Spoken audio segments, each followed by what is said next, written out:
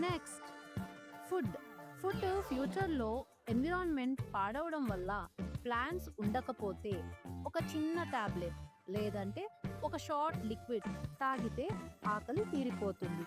అలాంటివేవో తయారు చేస్తారు. నెక్స్ట్ పిల్లల్ని కనడం మానేసి రోబోట్లను కొనుక్కుంటారు. ఈ రోబోలు కస్టమైజబుల్, డిఫరెంట్ ఏజ్ గ్రూప్స్లో కస్టమైజ్ చేసి అమ్ముతారు.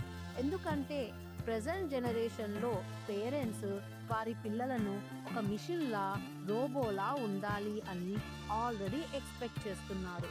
అందుకే ఫ్యూచర్ జనరేషన్స్లో పిల్లలు వద్దు, రోబోలు ముద్దు అని పరిస్థితి వస్తుంది. ఇక మ్యారేజ్ విషయం అంటారా? మ్యారేజ్లో అండర్స్టాండింగ్ ఈజ్ వెరీ ఇంపార్టెంట్. అది హ్యాండిల్ చేసుకోవడం ఈ జనరేషన్లోనే చాలా కష్టమైపోయింది. ఇక ఫ్యూచర్లో humanoid girlfriend, humanoid robo boy ఫ్రెండ్స్ని డైరెక్ట్గా కస్టమైజ్ చేయించుకొని మరి కొనుక్కుని వాటినే పెళ్లి చేసుకున్న ఆశ్చర్యపోనవసరం లేదు. ఆలోచిస్తే క్రేజీగా ఉంది కదా.